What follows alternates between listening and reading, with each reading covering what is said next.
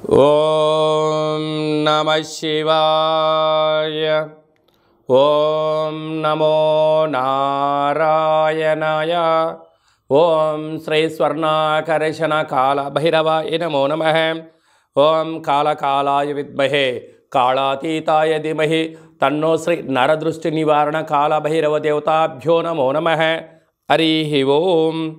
మా ఛానల్కి స్వాగతం. చూస్తున్న వీక్షకులకు, ప్రేక్షకులకు, ప్రియ కాళభైరవ భగవద్బంధులకి స్వాగతం పలుకుతూ మమ్మల్ని ఎంతగానో ఆదరిస్తూ ఉండబడినటువంటి ప్రియ సోదరీమణులకు, సనాతన ధర్మ సంరక్షకులకి అందరికీ కూడా తెలుగు ఉగాది పండుగ శుభాకాంక్షలు.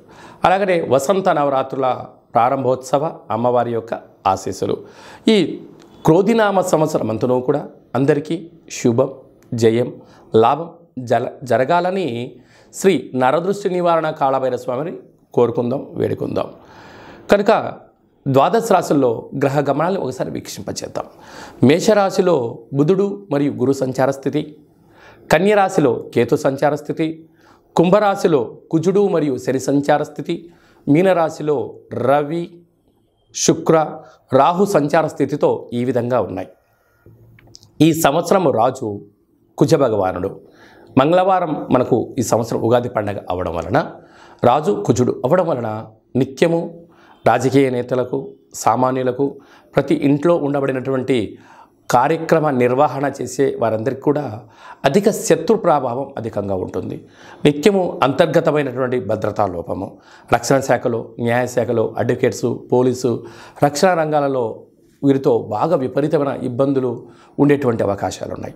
ఈ సంవత్సరము అధికమైనటువంటి వేడి, అధికమైన వర్షాలు, అన్నీ అధికస్యం ఉండేటువంటి పరిస్థితి ఉంటుంది.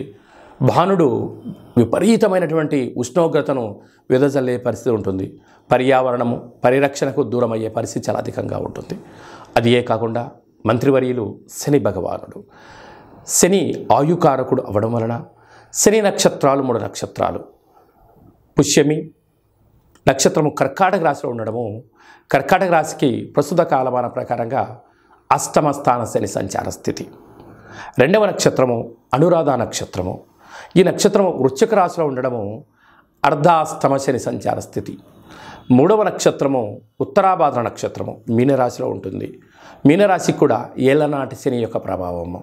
అంటే శని భగవానుని యొక్క తీవ్రత ఈ సంవత్సరము చాలా అధికంగా ఉంటుంది. మంత్రివర్యులు అవ్వడం వలన రాజు ఆజ్ఞాపిస్తాడు, మంత్రి పరిపాలన అధ్యక్షత నిర్వహణ చూస్తాడు. కనుక ఈ సంవత్సరము అనేక రకాలమైనటువంటి వ్యాధులు, ఇబ్బందులు, చోర భయం, తస్కరణ భయం, నదీ ప్రయాణాలు, అగ్ని ప్రమాదాలు, అనేకమైనటువంటి స్వయం కృప అపరాధంతో జరిగే పరిస్థితి చాలా అధికంగా ఉంటుంది.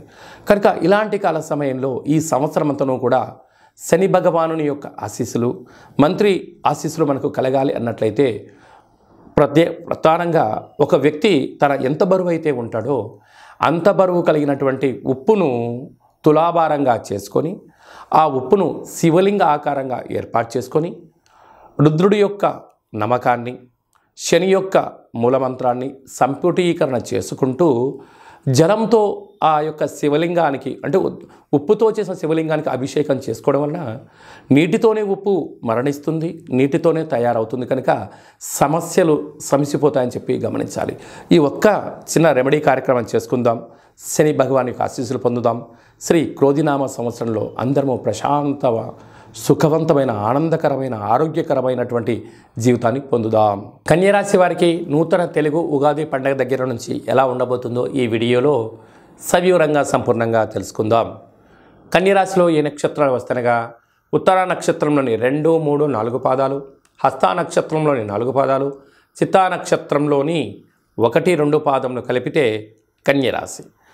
అలాగే చాలామందికి పుట్టినటువంటి కాల సమయంలో డేటా ఆఫ్ బర్త్లో లేనటువంటి ఏకైక కారణం చేత పేరు యొక్క మొదటి అక్షరాన్ని అనుసరిస్తూ ఆ రాశిని తెలుసుకునే ప్రయత్నం చేద్దాం.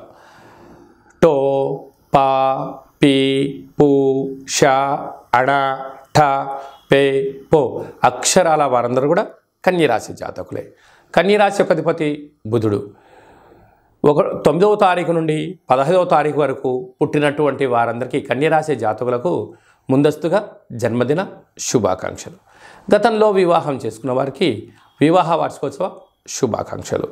అలాగనే కన్యరాశిలోని కేతువు, 6వ స్థానంలో కుజశని సంచార స్థితి, 7వ స్థానంలో రవి శుక్ర రాహు సంచార స్థితి, అష్టమంలో బుధుడు గురు సంచార స్థితిలో ఉన్నప్పుడు ఈ తెలుగు ఉగాది పండగ దగ్గర నుంచి బుద్ధిబలం చేత, జ్ఞానబలం చేత స్థిరాస్తులు, చరాస్తులు వీరి సొంతమైపోతాయి.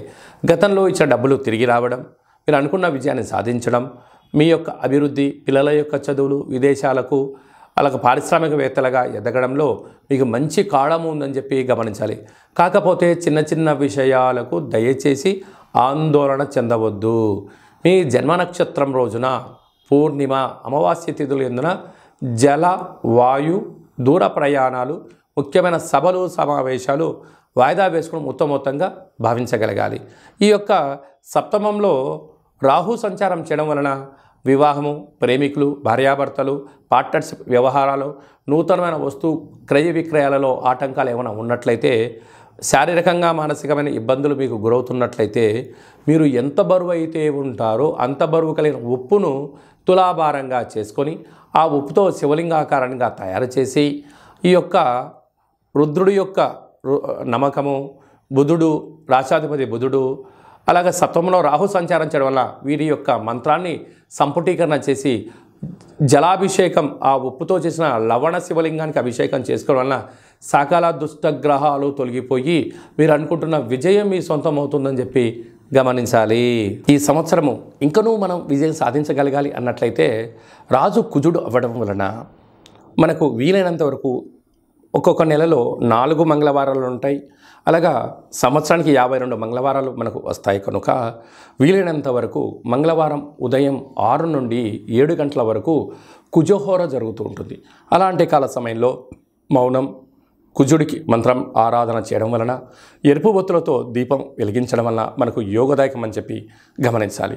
అలాగా రుణ సమస్యలు, రోగ సమస్యలు, కోర్టు సమస్యలు, అలాగా రక్షణ శాఖతో నిత్యము వాహన ప్రమాదాలు లాంటివి జరుగుతూ ఉన్నట్టయితే ఒక మంగళవారం పూట, అంటే మాసంలో ఒక్కరోజు, ఒక ఎరుపు క్లాతులో ఒక దోషుడు అన్నాన్ని వండి అందులో పోసి, ఒక దోషుడు కుంకుమ పోసి ఎర్రగా ముద్ద కట్టి వాటిపైన 7 ఎర్రటి ఒత్తులు వెలిగించి దిష్టి తీసి ప్రవహించే నీటిలో కానీ తెల్ల జిల్లెడు వృక్షం మొదల్లో వేయడం వలన అంగారకుడి యొక్క ఆశీస్సులు కలిగి రుణ సమస్యలు, రోగ సమస్యలు, కుజ సమస్యలు, సంతానం లేని సమస్యలు తొలగి అన్నింటా విజయం కలిగి అంగారకుడి యొక్క ఆశీస్సులు ఉంటాయని చెప్పి గమనించాలి.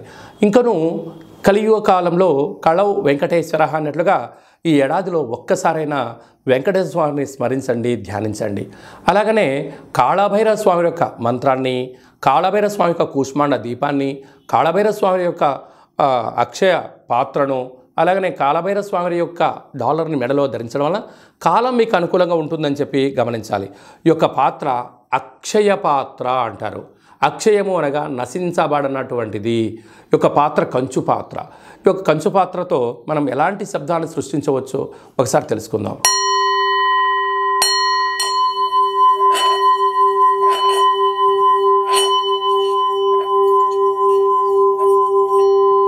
ఈ యొక్క ఓంకార శబ్దాన్ని ప్రతిరోజు ఉదయం స్నానం చేసిన తర్వాత 2 అగరబత్తులు వెలిగించి తిప్పి మీ మనసులో ఏదైతే కోరిక ఉందో 12 సార్లు కోరుకున్నట్లయితే సత్వరమే విజయం మీ సొంతమవుతుంది.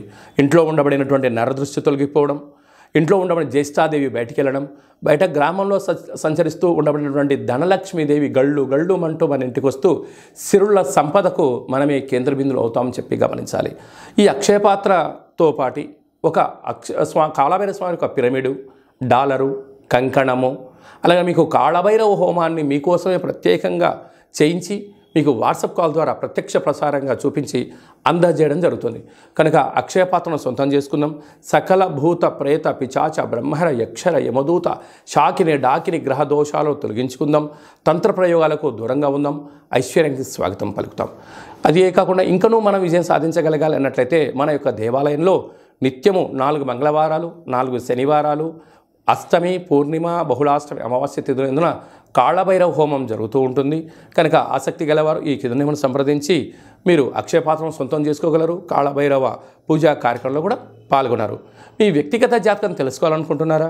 మీ పేరు, పుట్టినటువంటి తేదీ, నెల, సంవత్సరం, సమయాన్ని వ్రాసి మీరు పంపించగలిగినట్లయితే 100 సంవత్సరాల జాతకాన్ని సంపూర్ణంగా వ్రాసి పంపించి మీరు పుట్టినప్పుడు గ్రహ గమనాలు ఎలా ఉన్నాయి, ప్రస్తుతం ఎలా ఉన్నాయి, రాబోయే కాలంలో ఎలా ఉండబోతున్నాయో సవివరంగా సంపూర్ణంగా మీకు తెలియజేయడం జరుగుతుంది. అలాగనే చాలామందికి డేటా బర్త్లు లేనటువంటి కారణం వలన మీ పేరు యొక్క మొదటి అక్షరాన్ని అనుసరిస్తూ అలాగనే మీ యొక్క ముఖ కవళికలకు ఒక ఫోటో పంపించగలిగినట్లయితే మీ కుడి చేయిని ఎడమ చేయిని ఫోటో తీసి పంపించినట్లయితే హస్త సాముద్రికం ద్వారా కాళభైరవ ఉపాసన చేత రమణ శాస్త్రం ద్వారా గవ్వలు వేసి భూత భవిష్యత్ వర్తమానాన్ని తెలియజేయడం జరుగుతుంది. ఆధ్యాత్మికమైన సలహాలు సూచనలు ఇస్తూ మీరు అన్నింటా విజయం సాధించేంత వరకు మన యొక్క కాళభైరవ స్వామి యొక్క దేవాలయంలో నిత్యము మీ గోత్రనామాలతో అర్చన అభిషేక హోమ కార్యక్రమాలు చేయించడం జరుగుతుంది. కనుక ఆసక్తి గలవారు ఈ కింది నెంబర్ని సంప్రదించి వాట్సాప్ ద్వారా కానీ ఆన్లైన్ ద్వారా కానీ ఆఫ్లైన్ కానీ సంప్రదించి అపాయింట్మెంట్ తీసుకొని సంప్రదించగలరు. అలాగనే మీ అబ్బాయికి కానీ మీ అమ్మాయికి కానీ ఎంత ప్రయత్నం చేసినా వివాహం కుదుట పడట్లేదా, అనుకున్న సంబంధం రావడం లేదా అనుకున్న పరిస్థితుల్లో అబ్బాయి యొక్క జాతకంలో ఎలాంటి యోగాలు ఉన్నాయి, ఎలాంటి దోషాలు ఉన్నాయి, ఎలాంటి అమ్మాయిని కానీ ఎలాంటి అబ్బాయిని తెచ్చుకోవడంలో యోగాలు కలుగుతున్నాయో మీకు సవివరంగా గ్రహమైత్రి జాతి ఆ యొక్క పాదాలను సవివరంగా కూడా తెలియజేయడం జరుగుతుంది. అలాగే తరచూ భార్యాభర్తలు ఇంట్లో గొడవ పడుతున్నారా, ఎందుకు గొడవ పడుతున్నారు, వారి యొక్క పేర్లో ఏమైనా స్వల్పమైన మార్పులు చేయాలా, అలా తినే ఆహారంలో కానీ వేసుకునే వస్త్రాల్లో కానీ ఇంట్లో స్వల్పమైనటువంటి మంత్ర సాధన వల్ల చేయడం వలన ఆ భార్యాభర్తలు పార్వతీ పరమేశ్వరుల రూపంగా ఆ జన్మాంతము ఆయురారోగ్యాలు ఉండడానికి సలహాలు సూచనలు కూడా ఇవ్వడం జరుగుతుంది.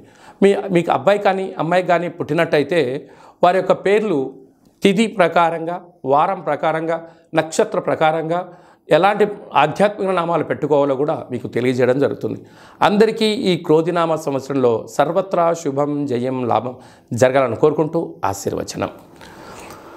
ఓం శతమానం భవతి శతాయు పురుష సతేంద్రియ ఆయుష్యేవేంద్రియే ప్రతిష్టతి ధనం ధాన్యం బహుపుత్రలాభం శత సంవత్సరం దీర్ఘమాయు సర్వే జనా సుఖినో భవంతు లోకా సమస్తా సుఖినో భవంతు సర్వం నరదృష్టి నివారణ కాళభైరవ దేవతార్పణమస్తు.